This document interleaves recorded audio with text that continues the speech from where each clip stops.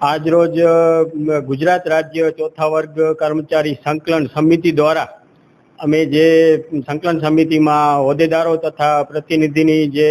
વરણી કરી તેમાં પ્રથમ તો અમે શું છે કે ગુજરાત રાજ્ય કર્મચારી સંકલન સમિતિના રાજ્ય કક્ષાના પ્રમુખ શ્રી અનિલભાઈ બાબરિયા, મહામંત્રી શ્રી કનુભાઈ તથા કાર્યકારી મહામંત્રી શ્રી દીપેશભાઈ સોલંકીની અનુમતિથી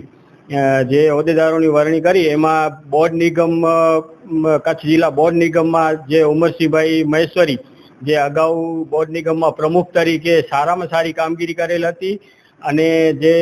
બોર્ડ નિગમના કચ્છ જિલ્લાના કર્મચારીનો જે હાયર ગ્રેડનો પ્રશ્ન જે હતો એ એમણે કેબિનેટ મંત્રી તથા માજી ધારાસભ્ય શ્રી રમેશભાઈને રજૂઆત કરીને સોલ્વ કરાવી દીધો અને બીજી પણ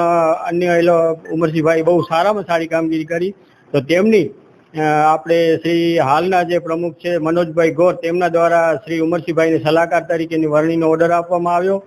તથા આઉટસોર્સ કર્મચારી મંડળમાં અગાઉ અમે શ્રી દર્શનભાઈ મહેતા અને ઉર્મિલભાઈની વરણી કરેલી જ હતી પ્રમુખ અને મંત્રી તરીકે, પણ પંચાયતમાંથી જે નાયબ ચીફનીસ મેડમ છે પોલરા મેડમ કરીને એમણે આ જયશ્રીબેન પોલરા એમણે અમારા મંડળમાં 2 વખત રજૂઆત કરી કે ભાઈ પંચાયતમાં આઉટસોર્સના કર્મચારીની સંખ્યા વધારે છે ને તેમાં તમે પ્રતિનિધિ તરીકે જો વરણી કરો તો સારો થશે. એટલે અમે એમની રજૂઆતને માન આપીને પહેલા ગાંધીનગર અમે અનિલભાઈ બાબરિયા, કનુભાઈ, દીપેશભાઈની સંમતિ લીધી અને ત્યારબાદ અમે પ્રતિનિધિ તરીકે 2 કર્મચારીની વરણી કરી છે.